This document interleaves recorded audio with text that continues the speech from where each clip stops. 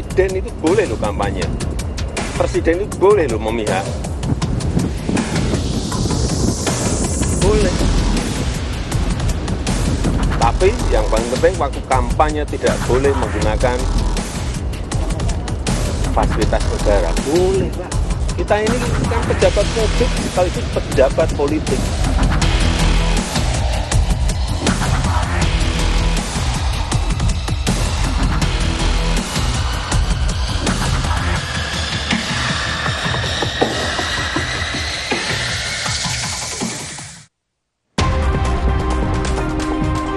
Saudara, calon Presiden nomor urut 1 Anies Baswedan berkomentar soal peluang Presiden Joko Widodo dalam menggunakan fasilitas negara dalam kaitannya pada kampanye Pilpres 2024. Anies bilang jika Presiden netral, maka tidak perlu ada intervensi. Anies mengingatkan Presiden untuk menjalankan netralitas dan tidak berfokus dalam memenangkan salah satu pasangan calon. Dengarkan. Salamannya nanti.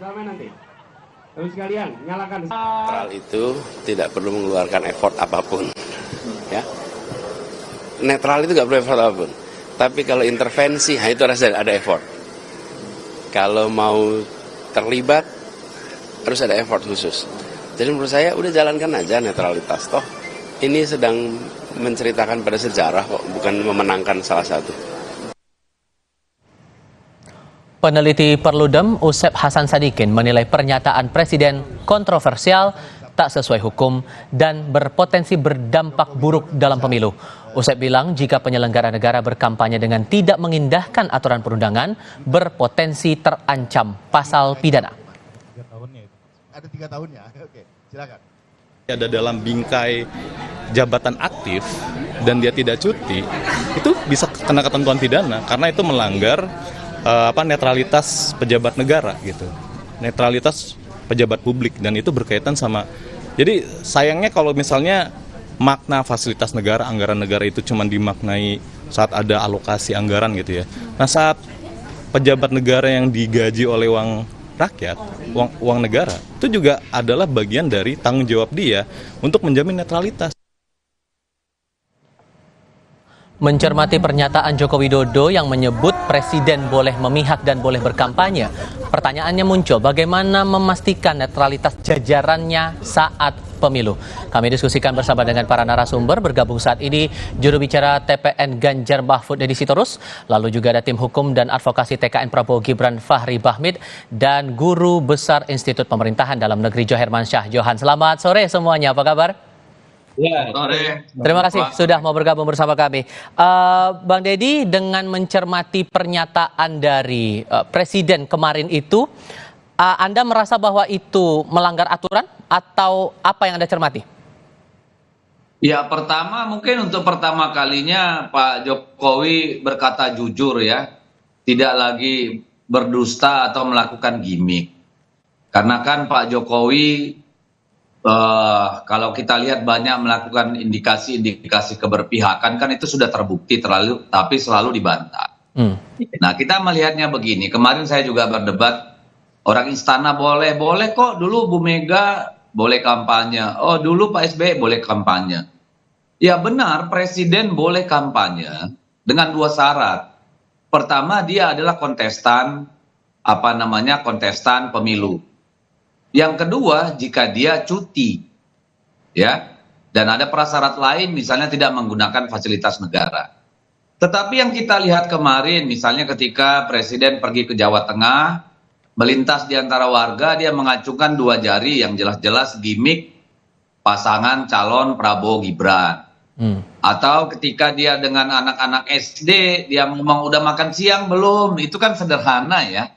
Tetapi kita tahu bahwa itu gimmick yang sangat dekat dengan pasangan 02. Memang sudah barang tentu beliau punya hak untuk memihak atau katakanlah berkampanye. Tetapi keberpihakan dan kampanye itu tentu dengan rambu-rambu regulasi yang jelas. Sudah ada sebenarnya kan. Beliau harus cuti, tidak boleh memakai fasilitas negara, tidak terkait dengan kegiatan kenegaraan.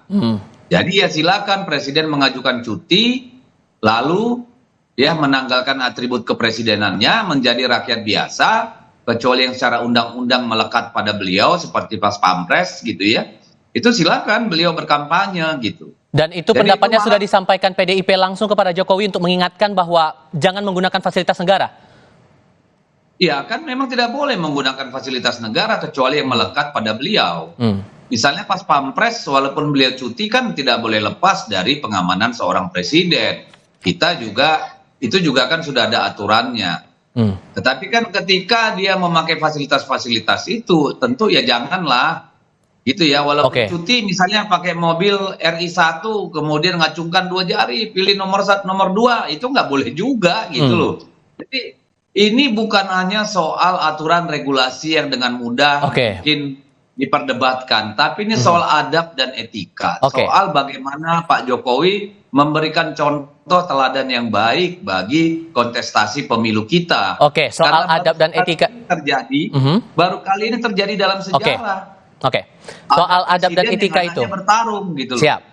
Soal adab dan etika itu tadi, ada aturan di mata TPN yang harusnya ditaati oleh Presiden, Prof. Jo. Sebetulnya batasan apa yang harus diperhatikan oleh Presiden, merespon dari pernyataan Presiden bahwa Presiden boleh memihak, boleh berkampanye, Prof? Ya, Presiden itu kan punya multi role, ya berbagai macam peran. Dia kepala pemerintahan, kepala negara, pejabat pembina kepegawaian, panglima tertinggi yang membawahi angkatan bersenjata. Lalu juga dia sebagai the party's role namanya. Party role itu adalah dia pihak yang punya peran kepartaian di samping pribadi. Nah, dalam konteks pemilu, yang on itu adalah peran beliau sebagai the party's role, peran kepartaian. Nah, kalau dia misalnya mau mengikuti kampanye, diikutsertakan dalam satu kampanye nih, itu kan regulasinya sudah ada, dibolehkan untuk ikut serta kampanye dengan batasan. Nah ini dia, batasnya jelas sekali, dia itu harus cuti di luar tanggungan negara. Nggak boleh tidak cuti. Jadi kalau dia sambil naik mobil tadi, Bang Deddy bilang mengacungkan 2 jari, nah maka itu fasilitas negara, itu pelanggaran dari pasal 281 ya, 281 ya, Undang-Undang Pemilu nomor 7 tahun 2017. Pertanyaan itu pelanggaran, tindakan harus dilakukan dong. Bawaslu harus berani nggak Bawaslu tuh melakukan proses penindakan kepada presiden yang melanggar pasal 281 itu. Gitu. Harus cuti di luar tanggungan negara. Bang Fahri melihatnya gimana kemudian ini? Iya, yang pertama begini ya, bahwa apa yang dilakukan oleh Presiden dengan mengeluarkan statement bahwa Presiden boleh kampanye, boleh berpihak, ya. Komponen-komponen keberpihakan itu sudah diatur sebenarnya dalam Undang-Undang Pemilu, Undang-Undang 7 2017 itu. Nah sekarang ini kan kita perdebatannya ini seolah-olah dengan mengacungkan 2 jari itu menjadi persoalan saat ini. Nah saya mau katakan begini bahwa apa yang dilakukan oleh Presiden dengan mengeluarkan statement pada saat doorstop ya dalam kegiatan itu sesuatu yang sangat konstitusional ya. Jadi memang karena ada fasilitas hukum yang diberikan kepada yang bersangkutan untuk punya hak tentunya ya untuk dia menggunakan kapan dan di mana itu tentunya dibolehkan dari sisi hukum. Yang kedua, secara paradigmatik sebenarnya, saya mau katakan secara paradigmatik. Dalam Undang-Undang nomor 7 2017 tentang pemilu itu sendiri, Presiden itu boleh untuk berpilih, boleh untuk memihak gitu loh. Jadi kepemihakannya itu dibolehkan, itu sesuatu yang tidak haram sebenarnya. Hal yang boleh saja. Tentunya dengan batasan-batasan yang seperti yang sudah kita ketahui bersama bahwa memang ada kaidah-kaidah dalam kebolehannya itu seperti apa. Kami semua tahu bahwa ya tidak boleh misalnya menyalahgunakan fasilitas negara, tidak boleh juga menciptakan abuse of power dan segala macam. Dan yang kedua adalah tentunya cuti. Nah mekanisme cutinya ini kan sebenarnya sesuatu yang sudah diperdebatkan sejak lama. 2018 itu pada saat itu dialektika tentang seperti apa mekanisme cuti presiden itu sudah sangat banyak kita bicara pada saat itu. Ya, misalnya Menteri Sekretaris Negara mengajukan pemberitahuan kepada KPU setempat gitu, KPU RI bahwa jadwal presiden untuk melakukan kampanye di beberapa spot-spot tertentu yang ditentukan. Tapi apa jaminannya kemudian bahwa tidak ada konflik kepentingan begitu? Dengan statement Jokowi, dengan fakta-fakta kita muncul sekarang, ditambah Gibran maju di Pilpres kali ini begitu? Ya kita ini kan karena kadang-kadang sudah terfragmentasi dengan gimmick gitu ya. Jadi seolah-olah gimmick itu menjadi sebuah peranata yang ditakuti. Jadi gimmick ini pada akhirnya orang mengartikulasikan bahwa gimmick itu sebagai satu direktif presiden atau gimmick itu sebagai satu perintah secara tidak langsung kepada jajaran state aparatus. Itu yang saya kira keliru. Itu sesuatu pendapat yang sangat distorsif gitu ya. Bahwa fasilitas perintah dan fasilitas kekuasaan itu harus kita maknai juga secara hati-hati, secara administratif negara. Dari aspek hukum administrasi itu jelas presiden menyalahgunakan kekuasaan itu dengan cara apa. Nah, jadi itu yang saya katakan tadi bahwa mengaktifasi kekuasaan, mengaktifasi fitur-fitur kekuasaannya itu ada caranya.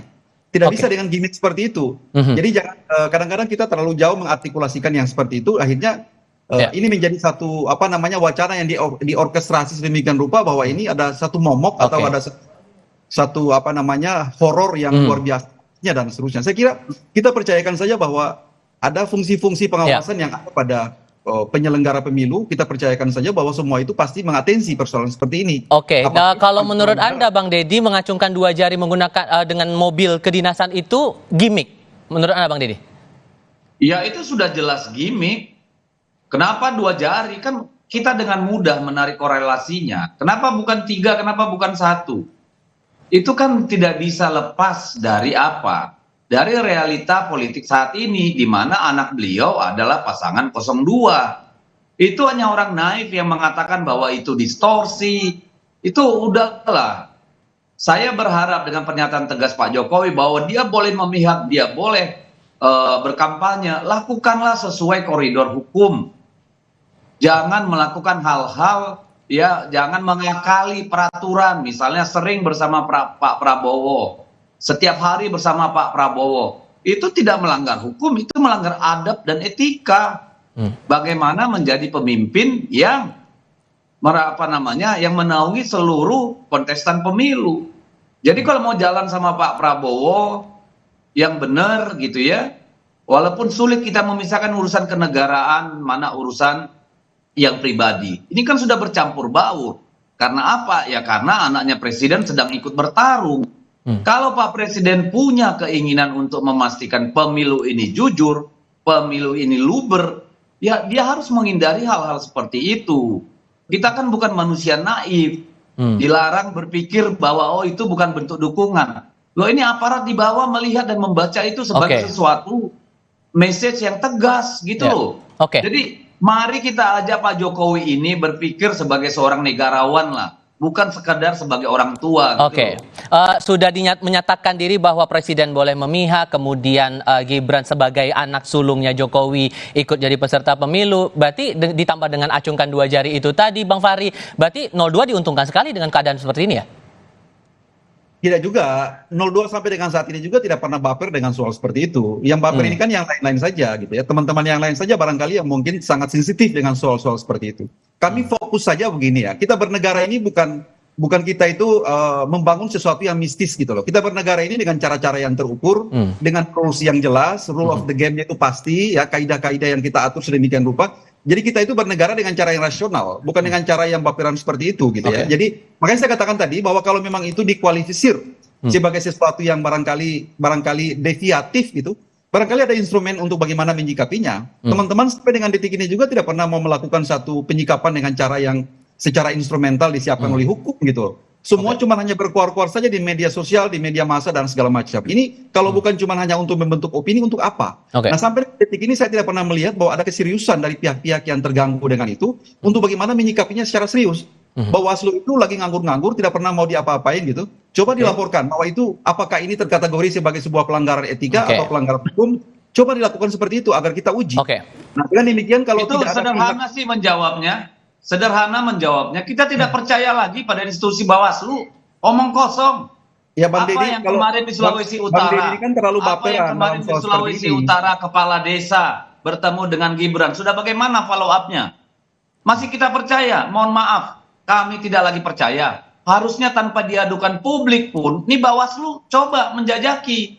Apakah itu pelanggaran atau tidak? Ngapain kita yang lapor-lapor? Anda tuduh kami baper, kalian yang sesuka hati memainkan instrumen kekuasaan dengan cara-cara seperti itu.